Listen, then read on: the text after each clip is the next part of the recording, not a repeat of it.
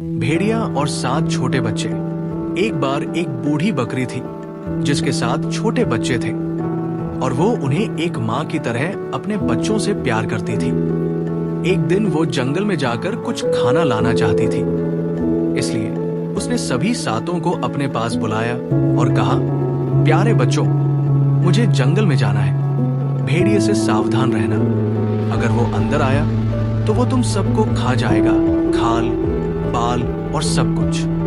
वो दुष्ट अक्सर अपना भेष बदल लेता है, लेकिन तुम उसे उसकी कर्कश आवाज और उसके काले पैरों से तुरंत पहचान लोगे। बच्चों ने कहा, प्यारी माँ, हम अपना ख्याल रखेंगे, तुम बिना किसी चिंता के चले जाओ।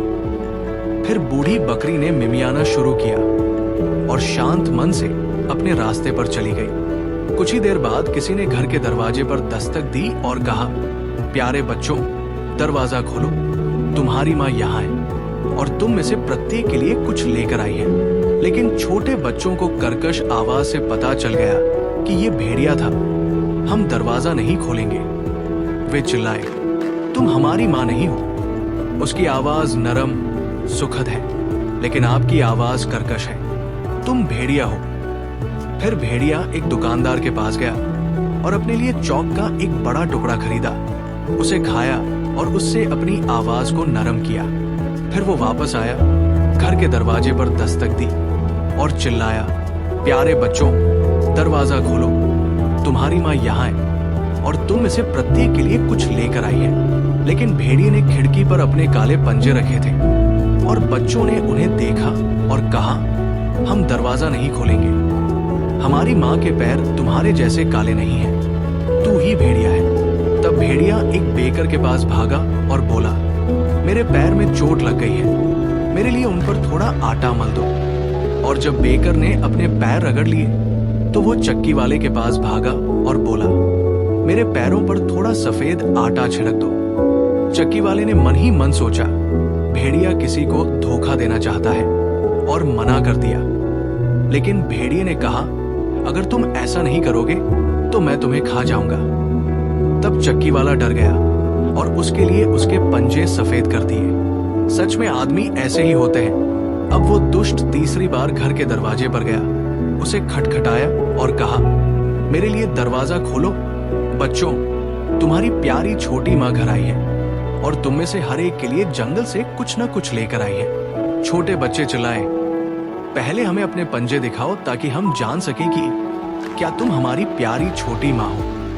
फिर उसने खिड़की से अपने पंजे अंदर डाले और जब बच्चों ने देखा कि वे सफेद थे तो उन्हें विश्वास हो गया कि उसने जो कुछ कहा था वो सच था और उन्होंने दरवाजा खोल दिया। लेकिन भेड़िया के अलावा और कौन अंदर आ सकता था?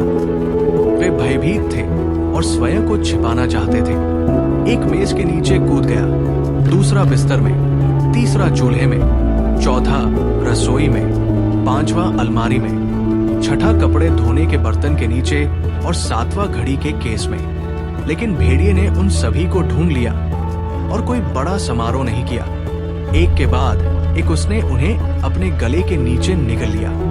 सबसे छोटा, जो घड़ी के डिब्बे में था, वो एकमात्र ऐसा था जिसे वो नहीं ढूंढ पाया। जब भेड़िए ने अपनी भूख मिटा ली तो वो वहां से चला गया। बाहर हरे घास के मैदान में एक पेड़ के नीचे लेट गया और सोने लगा। इसके तुरंत बाद बूढ़ी बकरी जंगल से फिर से घर आ गई। उसने वहां क्या दृश्य देखा! घर का दरवाजा खुला हुआ था, मेज, कुर्सियां और बेंचें नीचे फेंक दी गई, कपड़े धोने का कटोरा टुकड़े टुकड़े हो गया और रजाई और तकिए बिस्तर से खींच लिए गए। उसने अपने बच्चों को तलाशा, लेकिन वे कहीं नहीं मिले। उसने उन्हें एक के बाद एक नाम से पुकारा, लेकिन किसी ने जवाब नहीं दिया।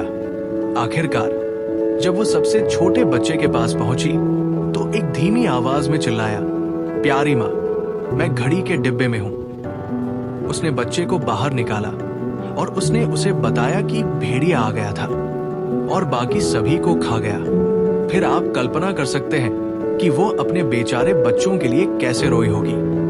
आखिरकार अपने दुख में वो बाहर चली गई और सबसे छोटा बच्चा उसके साथ भागा। जब वे घास के मैदान में आए तो वहां भेड़िया पेड़ के पास लेटा हुआ था और इतनी जोर से खर्राटे ले रहा था कि शाखाएं हिल रही थी। उसने उसे हर तरफ से देखा और पाया कि उसके भरे हुए पेट में कुछ हिल रहा था और संघर्ष कर रहा था। आह भगवान, उसने कहा, क्या ये संभव है कि मेरे बेचारे बच्चे जिन्हें उसने अपने खाने के लिए निगल लिया है अभी भी जीवित हो सकते हैं? तब बच्चे को घर भागना पड़ा और कैंची और सुई और धागा लाना पड़ा और बकरी ने राक्षस के पेट को काट दिया और उसने मुश्किल से एक ही चीरा लगाया था। तभी एक छोटे बच्चे ने अपना सिर बाहर निकाल दिया और जब उसने और दूर तक काटा तो सभी 6 एक के बाद एक बाहर निकले और सभी अभी भी जीवित थे और उन्हें कोई चोट नहीं आई थी क्योंकि राक्षस ने अपने लालच में उन्हें पूरा निगल लिया था। वहां कितना आनंद था। उन्होंने अपनी प्यारी मां को गले लगाया और उसकी शादी में नाविक की तरह उछल पड़े।